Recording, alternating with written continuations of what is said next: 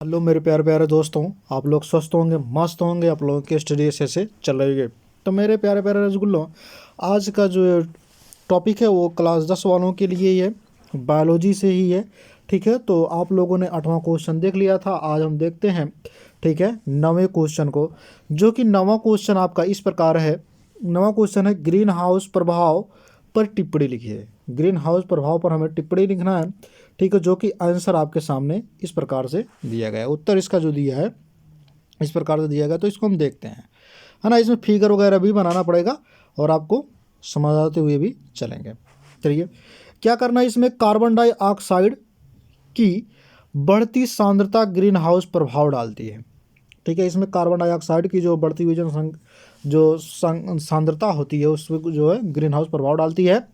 आमतौर पर, ठीक है, जब कार्बन डाइऑक्साइड की सांद्रता सामान्य हो तब पृथ्वी का ताप तथा ऊर्जा का संतुलन, ठीक है, बनाए रखने के लिए ऊष्मा पृथ्वी से परिवर्तित हो जाती है। समझ में आया? जब जो है कार्बन डाइऑक्साइड की सांद्रता सामान्य हो तब पृथ्वी का ताप तथा ऊर्जा का संतुलन जो होता है बनाए रखने के लिए ऊष्मा पृथ्वी से परावर्तित होने लगती है। ठीक है, जिससे क्या होता है, परंतु कार्बन डाइऑक्साइड की अधिक सांद्रता पृथ्वी से लौटने वाली ऊष्मा को परावर्तित, ठीक है, करने से रोकती है। किसको रोकती है? ऊष्मा को परावर्तित करने से रोकती है, जिससे पृथ्वी के तापमान में, ठीक है, वृद्धि होने लगती है। इसको ग्रीन हाउस प्रभाव कहते हैं, यानी कि ग्रीन हाउस, ठीक है, इफेक्ट कहते हैं। ठीक है, आप यहाँ तक लिख लेंगे। ठीक है, 4 नंबर का है। उसके बाद क्या करेंगे आप, इसके आगे लिखेंगे, इसके अलावा कुछ ऊष्मा पर्यावरण में, ठीक है, उपस्थित पानी की भाप से भी रुक जाती है। जो पृथ्वी पर जो सूर्य की उस किरणें आती हैं, यानी कि जो रोशनी आती है, उसको जो है उसकी कुछ ऊष्मा जो होती है, ठीक है, वो पानी जो है ग्रहण कर लेता है, या फिर कुछ इधर उधर के वस्तुएं भी उसको क्या कर लेती हैं, ग्रहण कर लेता है। लगभग 100 वर्ष पहले कार्बन डाइऑक्साइड की पर्यावरण में सांद्रता लगभग, ठीक है, 110 ppm थी, परंतु अब बढ़कर लगभग 350 ppm तक पहुंच गई है। ठीक है, आज से करीब 40 वर्ष बाद जो है, 40 वर्ष बाद सांद्रता इसकी, ठीक है, 450 ppm तक पहुंच जाने की संभावना है। इसे पृथ्वी के ऊष्मायान में वृद्धि हो रही है। जो पृथ्वी की ऊष्मा है उसमें क्या हो रही है, धीरे धीरे वृद्धि हो रही है। और धीरे धीरे जैसे ही 5% के लगभग वृद्धि होती रहेगी, 50 वर्षों तक जो है जब हम जाएंगे तो क्या होगा उस समय, ठीक है, हमारे उसमें 5% की जो है, मतलब 5 डिग्री सेल्सियस की वृद्धि होती रहेगी। जब 5 डिग्री सेल्सियस की वृद्धि होगी तो समझ सकते हैं कि जब इंसान इतने पर ही तपने लगता है तो और ज़्यादा होने पर तो क्या होगा, इंसान एकदम पूरा बढ़ने लगेगा, यानी कि वो गर्मी को सहन नहीं कर पाएगा। तो फिगर आपको इस तरह से बनाना है, जो कि इस प्रकार से है। आप देख रहे हैं कि यहाँ से जो है किरणें आ रही हैं, ठीक है, सूर्य के प्रकाश की किरणें आ रही है, पृथ्वी है आपका। ठीक है, पृथ्वी पे कुछ ऊष्मा क्या हो रही है, यहाँ से टकरा करके परावर्तित होकर के फिर जो है जल के माध्यम से जा रही हैं। फिर यहाँ पर भी क्या आ रही है, कुछ ऊष्माएं यहाँ पर भी निकल के आ रहे हैं, कुछ ऐसे करके जो है, मतलब हर एक चीज़ में क्या हो रही हैं, ये यहाँ के पानियों में कहीं पर, ठीक है, किसी किसी वस्तुओं पर क्या हो रही हैं, इसके जो है जो कार्बन डाइऑक्साइड होता है उसको जो है उसकी ऊष्मा को अवशोषित कर ले रही हैं। ठीक है, ये फिगर आपको बना देना है। ठीक है, आपका ये क्वेश्चन ये समाप्त होता है। चलिए, 10वां क्वेश्चन आपके सामने कुछ इस प्रकार से है, जो कि आपको दिख रहा है। यहाँ पे देखिएगा कि मनुष्य में ऑक्सीजन तथा कार्बन डाइऑक्साइड का परिवहन कैसे होता है। तो इसके लिए आपको पढ़ना पड़ेगा क्या चीज़, श्वसन तंत्र, जो कि इस प्रकार से आपके सामने इसका फिगर भी बनाया गया है। आप इसको सबसे पहले जानेंगे कि मनुष्य में वायु शरीर के अंदर नासा द्वारा ली जाती है। किसके द्वारा? नासा द्वार। जहाँ पे आप नथुनी वगैरह पहनते हैं उसको कहते हैं नासा द्वार। ठीक है, उसके द्वारा से लिया जाता है। इसी मार्ग में, ठीक है, यानी कि यही होता है नासा द्वार, यही, ठीक है, नासा द्वार आप देख रहे हैं, ये नासा द्वार होता है। ठीक है, अब उसके बाद बात करें, इस मार्ग में श्लेष्मा की परतें होती हैं, म्यूकस जिसको बोलते हैं, ठीक है। चिपचिपा जो पदार्थ है इसकी जो है चिपचिपा की तरह जो है इसमें परत होती है जो इस प्रक्रम में सहायक होती है, जिसको आप नेक्टी देहात के लैंग्वेज में बोलते हैं। कुछ लोग क्या करते हैं उसमें में उंगलियां डाल करके जो उसको निकाल देते हैं, ठीक है। यहाँ से वायु कंठ द्वारा फुफ्फुस में प्रवाहित होता है, जो कि कंठ होता है। आप देख रहे हैं कि कंठ यहाँ पर है, ठीक है। ये कंठ क्या होता है, इसी के माध्यम से, ठीक है, वायु फेफड़े में यानी कि फुफ्फुस में क्या होता है, प्रवाहित होता है, जो कि आप देख रहे हैं नीचे, ठीक है। आगे चलते हैं, आगे मैं इसी को देखते हुए बताऊंगा हर चीज़। अब फिर है यहाँ पे कि यहाँ पे ध्यान दीजिएगा कि फुफ्फुस के अंदर का वायु मार्ग छोटी छोटी नलिकाओं में विभक्त हो जाते हैं जो अंत में गुब्बारे जैसी रचना बना लेती हैं, जिन्हें कूपिका कहते हैं। अब एल्बुलाई किसे कहते हैं यानी कूपिका किसे कहते हैं, ये हमको जानना है।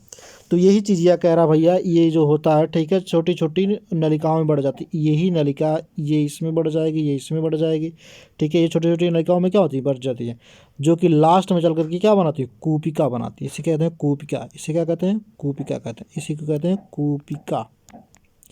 क्या कहते हैं, कूपिका कहते हैं, ठीक है। इतनी बातें क्लियर हो गई, जो गुब्बारे जैसी संरचना बन रही। अब उसके बाद है कूपिका एक सतह उपलब्ध कराती है। कूपिका जो होती है, कूपिका पर एक सतह उपलब्ध होती है जिसमें गैसों का विनिमय होता है। इन्हीं कूपिका के अंदर कार्बन डाइऑक्साइड और ऑक्सीजन का विनिमय होता है, विनिमय होता है, ठीक है। क्या होता है, विनिमय होता है, समझ में आया। अब आगे देख लेते हैं। अब आगे जो कह रहा है इसमें समझिएगा, ठीक है।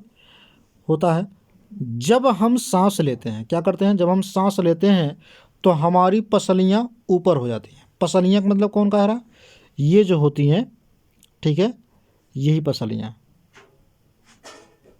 ये जो पिंजरे के आकार के देख रहे हैं ना आप, ठीक है, इसे कहते हैं पसली। क्या कहते हैं, पसली बोलते हैं, ठीक है। इसे क्या कहते हैं, पसली बोलते हैं। नीचे आप देख रहे हैं डायफ्राम, इसको बोलते हैं पजरी। क्या बोलते हैं, पजरी।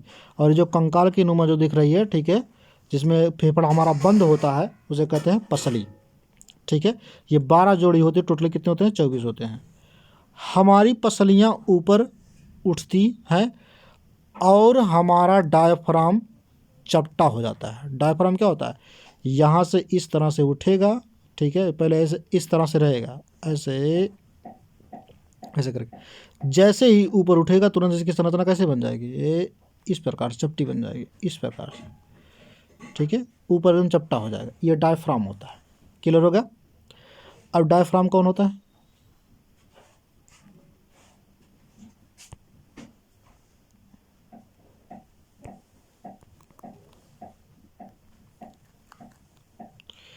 ठीक। तो मुझे लगता है कि इतना चीज़ आपको समझ में आ गई होगी। आगे देखते हैं, है ना। आगे कह रहा है कि इसके परिणाम स्वरूप क्या होता है, इसके परिणाम स्वरूप, सॉरी,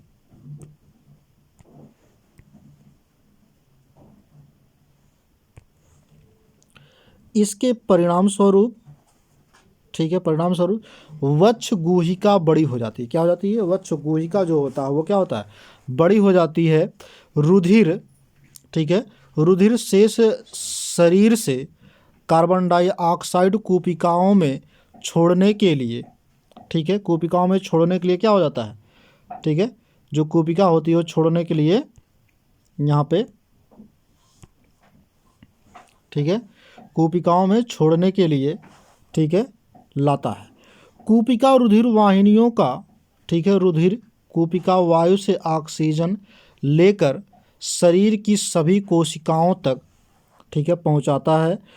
श्वसन चक्र के समय जब वायु अंदर और बाहर लेते हैं, श्वसन चक्र के समय जब हम वायु को बाहर और अंदर लेते हैं, या फिर सॉरी उसको बाहर निकालते हैं और अंदर लेते हैं, तब उस समय तो ऑक्सीजन के अवशोषण तथा कार्बन डाइऑक्साइड के मोचन के लिए पर्याप्त समय मिलता है। क्या मिलता है, हमें पर्याप्त समय उसके लिए मिल जाता है। मतलब मोचन मतलब क्या होता है, ठीक है, अलग करने के लिए पर्याप्त समय हमें मिल जाता है। अगला क्वेश्चन देखते हैं, 11वां क्वेश्चन जो कि आपके सामने, इसको पहले हम समझ लेते हैं ना, मैं आपको ऐसे ही समझा दे रहा हूँ। जैसे यहाँ पे होता है नासा द्वार, नासा द्वार से क्या होता है, हम सांस लेते हैं, फिर उसके बाद क्या होगा, यहाँ पे लगे होते हैं श्लेष्मा वगैरह, ठीक है। अब नासा द्वार में क्या होता है, बाल वगैरह होते हैं जो कि धूल के कण को क्या करते हैं, रोकते हैं। यहाँ पे श्लेष्मा की परतें लगे होते हैं जो क्या काम करते, धूल या कण को नेगेटिव टाइप जो है जमा लेती है ऊपर, ठीक है। उसके बाद धीरे धीरे क्या होता है, हाँ, मुख से भी हम सांस ले सकते हैं, लेकिन कभी कई कंडीशन में लेते हैं, जब हम समुद्र वगैरह में जाते हैं तब लेते हैं। उसके बाद आता है कहाँ पे, धीरे धीरे ग्रहणी, ग्रहणी के माध्यम से किस में आएगा, कंठ में आएगा, कंठ में आएगा। अब कंठ के माध्यम से धीरे धीरे कंठ क्या करेगा, ये श्वसनिया में भेजेगी, किस में भेजेगा, श्वसनिया। उसके बाद क्या हो जाए, ये श्वसनिया जो होता है इसको बोलते हैं उपास्थि वलय, बोलते हैं, क्या बोलते हैं, उपास्थि वलय, जो कि इस प्रकार से होता है, इस प्रकार से लगे होते हैं, इसको बोलते हैं उपास्थि वलय, ठीक है। कार्टिलेज जिसको बोलते हैं, क्या बोलते हैं, कार्टिलेज का ये बना होता है। चलिए अब धीरे धीरे क्या होगा, आगे आगे जो है ये कई शाखाओं में बढ़ जाएगा। जब ये कई शाखाओं में बटेगा, ठीक है, इन्हीं शाखाओं को, जो पहले मोटी शाखाओं में जो बटेगा उसे कह रहे हैं श्वसनी, क्या कहेंगे, श्वसनी। जो छोटे छोटे कोशिकाओं में जाकर बढ़ जाता है, इन सब में कोशिकाओं में जो कहते हैं श्वसनिका, क्या कहते हैं, श्वसनिका। जैसे मान लीजिए यहाँ पे देख रहे हैं ना, छोटे छोटे में बटे हुई है, छोटे छोटे में जो बढ़ जाते हैं इसे क्या कहेंगे, श्वसनिकाएं कहेंगे। और इन्हीं छोटे के सामने जो इस तरह से संरचना दिख रही है, देख रहे हैं आप, इस तरह से, ठीक है, ये वाला, ठीक, इसे कहते हैं इसे कहते हैं कूपिका, क्या कहते हैं, कूपिका। ये देख रहे हैं ना, कूपिका ये है। और जहाँ से जुड़ा होता है, जैसे मान लीजिए यहाँ पे जुड़ा है, इसे क्या कहेंगे, श्वसन नलिकाएं बोलेंगे, क्या बोलेंगे, श्वसन नलिकाएं, इसे बोलते हैं कूपिका। और इसी कूपिका के ऊपर होता है कूपिका कोश, जिसके अंदर ये भरे होते हैं। यहाँ पे लगा होता है ये डायफ्राम होता है, जिसको हम क्या बोलते हैं, पजरी बोलते हैं देहाती लैंग्वेज में। ये फेफड़ा जो होता है, इसके अंदर जो होता है फुफ्फुस, फुफ्फुस मतलब क्या होता है, फेफड़ा, क्या होता है, फेफड़ा, फेफड़ा, ठीक है। अगर हम फेफड़े की बात करें तो फेफड़ा जो होता है, इसको हम बोलते हैं, फेफड़ा जो होता है पजरी के अंदर बंद होता है, सॉरी, पसली के अंदर बंद होता है, ठीक है। डायफ्राम का काम क्या होता है, ये कभी कभी डायफ्राम ये जो होता है टूट जाता है, तो उस समय क्या होता है, इंसान की मौत हो जाती है, जब वो क्या करता है, सांस वगैरह नहीं ले पाता, ठीक है। तो आइए देखते हैं 11वां क्वेश्चन। 11वां क्वेश्चन कुछ इस प्रकार से आपके सामने है, ठीक है।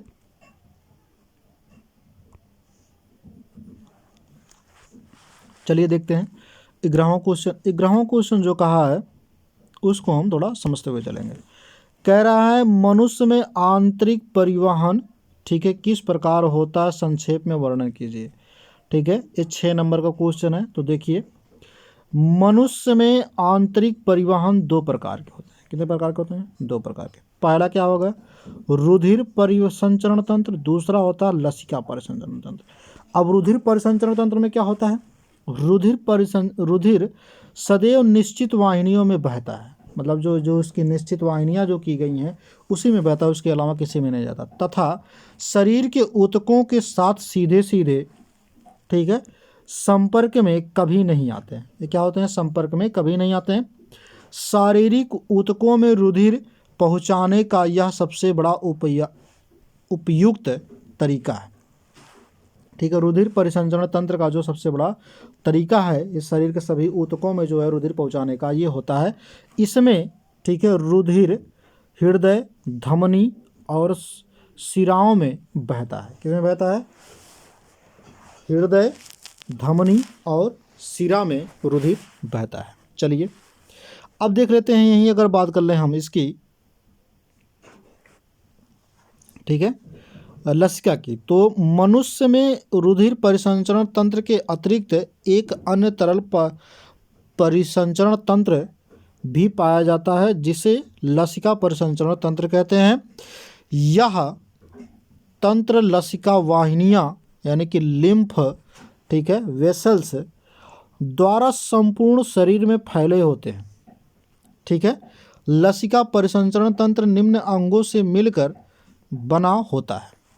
ये निम्न अंगों से मिलकर बना होता है। अब किन किन अंगों से मिलकर बना होता है इसको हम देखते हैं।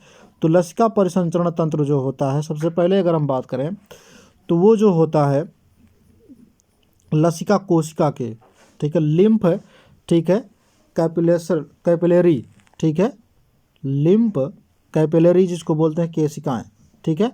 अब लसिका केशिकाएं शरीर के विभिन्न अंगों में स्थित महीन नलिकाएं हैं, ठीक है। ये बहुत महीन नलिकाएं होती हैं। ये आंत में रसांकुर यानी कि विलाई में, ठीक है, स्थित इन्हीं अंतिम शाखाओं को आछिर वाहिनियाँ, ठीक है, जिसको क्या बोलते हैं, लैक्टेलस, ठीक है, लैक्टाइल्स जो होता है इसे बोलते हैं। इस वाहिनियों में जो है इसे हम कहते हैं, ठीक है। अब उसके बाद अगर हम बात करें दूसरे वाले का नाम जो आता है जिसको बोलते हैं लसिका वाहिनियाँ, क्या बोलते हैं, लसिका वाहिनियाँ, जिसको बोलते हैं लिम्फ वेसल्स। लसिका कोशिकाएं परस्पर मिलकर लसिका वाहिनियों का निर्माण करती हैं, ठीक है। लसिका वाहिनियों के अंदर लसिका नामक द्रव्य पाया जाता है जो रुधिर प्लाज्मा का ही, ठीक है, अंश है। बाएं अग्रपद दोनों पश्चपदों, ठीक है, सिर तथा ग्रीवा के बाएं भागों आहार नाल, वक्ष एवं उदर गुहा के अन्य भागों की लसिका वाहिनियाँ शरीर की देह भित्ति के नीचे स्थित एक बड़ी बाईं वक्षीय लसिका वाहिनी, ठीक है, जिसको बोलते हैं लिम्फ, ठीक है, लिम्फोथोरिक, ठीक है, लिम्फ डक्ट में खुलती है तथा यह वाहिनी उदर गुहा में उपस्थित सिस्टर्न क्लाइनी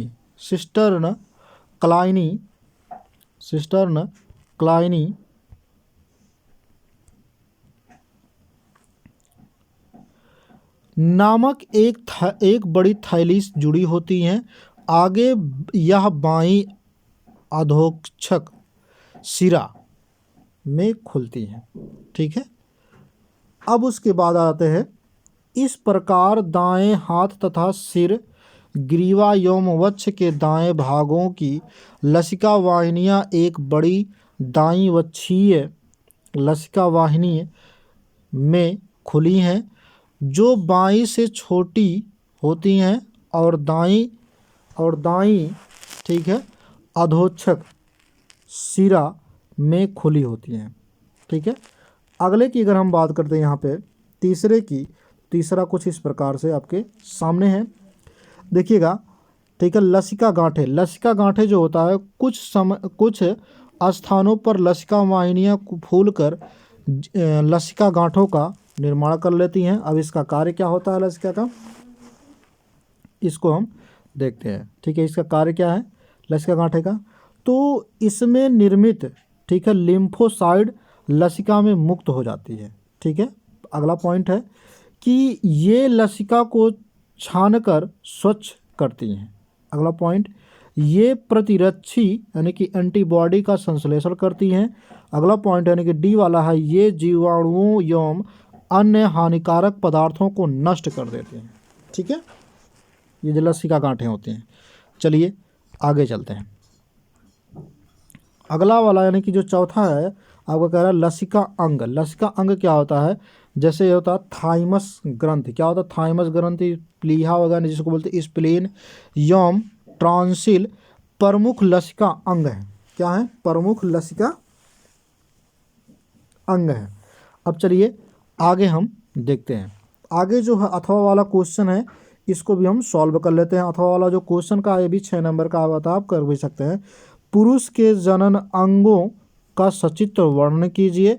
तो इसमें सचित्र वर्णन करना, फिगर भी बनाना है आपको और लिखना भी है। चलिए हम सबसे पहले आपको हेडिंग क्या डालना है, हेडिंग ये डालना पड़ेगा विरसण, टेस्टिस आपको हेडिंग पर डालना पड़ेगा और लिखना पड़ेगा क्या चीज़, पुरुष में एक जोड़ी विरसण पाया जाता है। पुरुष में क्या पाया जाता है, एक जोड़ी विरसण पाया जाता है। उदर गुहा से बाहर की ओर क्या होते हैं, थैलेनु में जो है संरचना होती है, जिसे क्या कहते हैं, विरसण कोष कहते हैं, ठीक है। विरसण कोष में क्या होते हैं, विरसण जो होते हैं वो स्थित होते हैं, ठीक। इतनी बातें क्लियर हो गई। चलिए आगे हम समझ लेते हैं, है ना। आगे की अगर हम बात करें यहाँ पे, तो विरसण जो होता है, ठीक है, विरसण वो 4 से 5 सेंटीमीटर लंबा और 2.5 सेंटीमीटर चौड़ा होता और 3 सेंटीमीटर मोटा होता है, ठीक है। प्रत्येक विरसण के भीतर अनेक महीन महीन कुंडलितनुमा शुक्र नलिकाएं होती हैं, ठीक है। विरसण के अंदर कुंडलितनुमा नलिकाएं होती हैं, ठीक है, जिसे हम शुक्र नलिका बोलते हैं। जैसे इस प्रकार से होती हैं, इस प्रकार से लगी होंगी, ठीक है। अभी मैं आपको दिखा देता हूँ फिगर में, ठीक है, जो कि क्लियर हो जाएगा। लगी होती हैं, ठीक है, होती हैं। इसमें स्थित जनन कोशिकाएं, इसमें जो होती हैं जनन कोशिकाएं होती हैं, जिसे हम क्या कहते हैं, शुक्राणु जनन की क्रिया के द्वारा शुक्राणुओं का, ठीक है, निर्माण करते हैं। शुक्र नलिकाएं जो होती हैं, इसमें जनन कोशिकाएं जो होती हैं, इसमें शुक्राणु जनन की क्रिया के द्वारा क्या करते हैं, शुक्राणुओं का निर्माण होता है।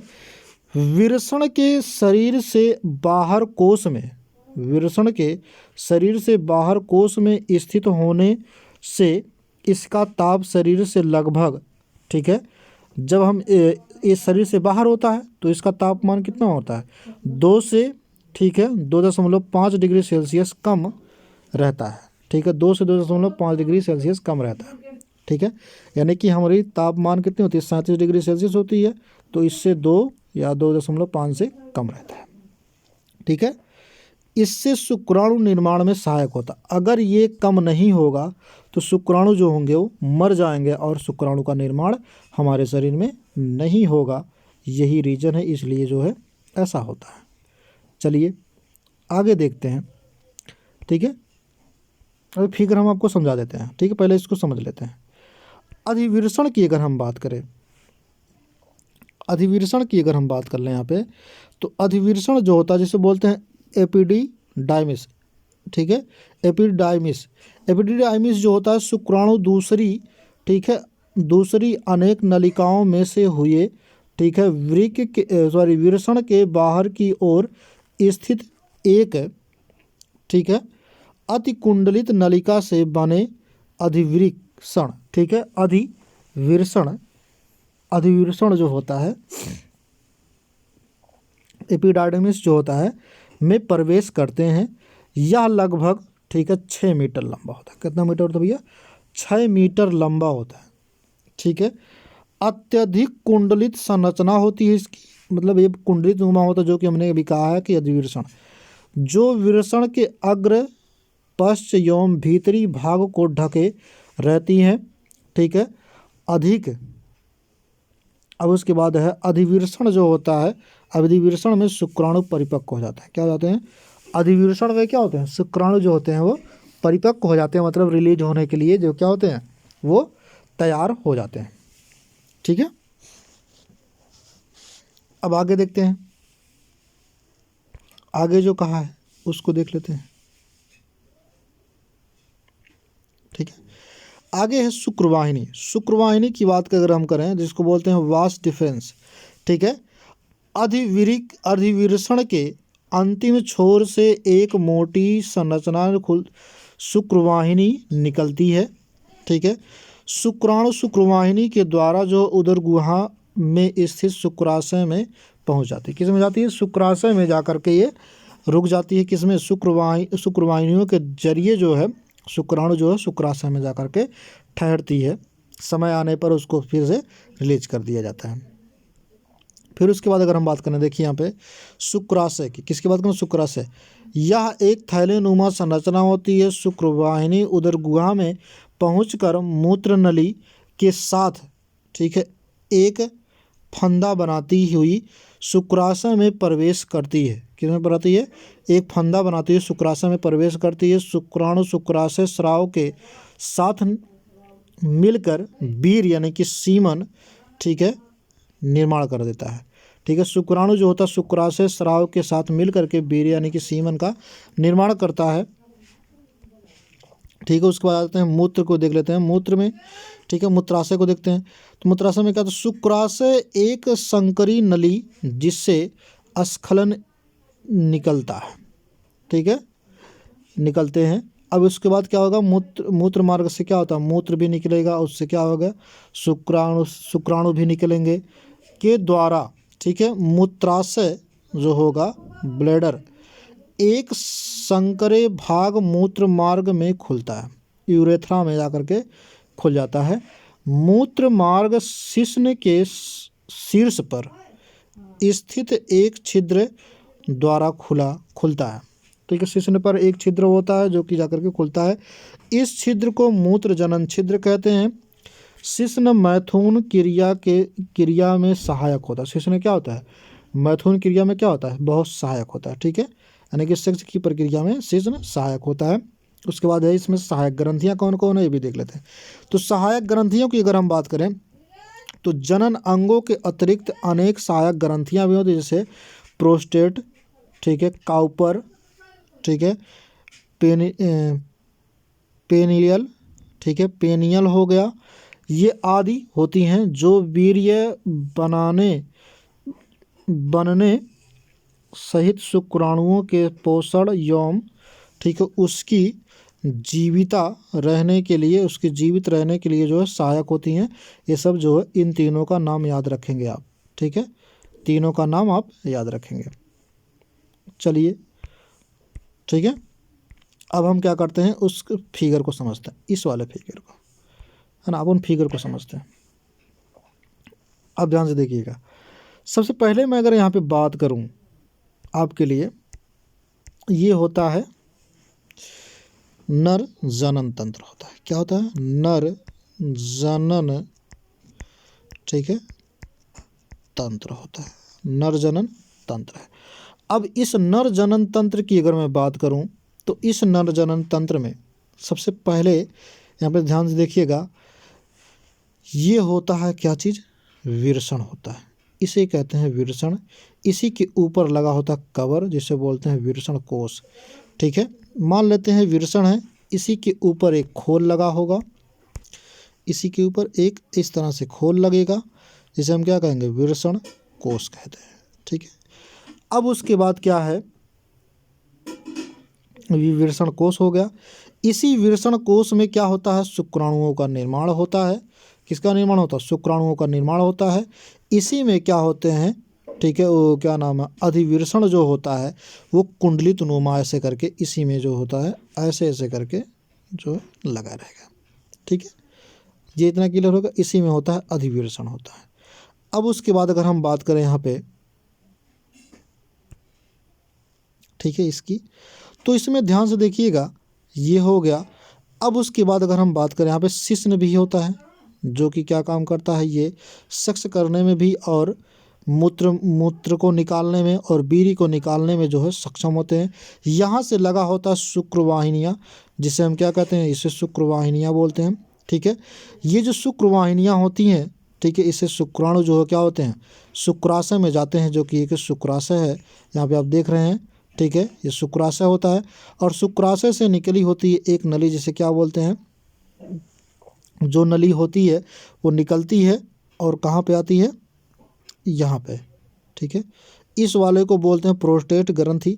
यहाँ पे प्रोस्टेट ग्रंथि के नीचे जस्ट होती है, ठीक है, एक और होती है जिसको बोलते हैं काउपर ग्रंथि। यहाँ पे जो होती है इस वाले को बोलते हैं मूत्राशय, जहाँ पे मूत्र क्या होता है, इसके माध्यम से मूत्र आता है, यहाँ इकट्ठा हो जाता है, ठीक है।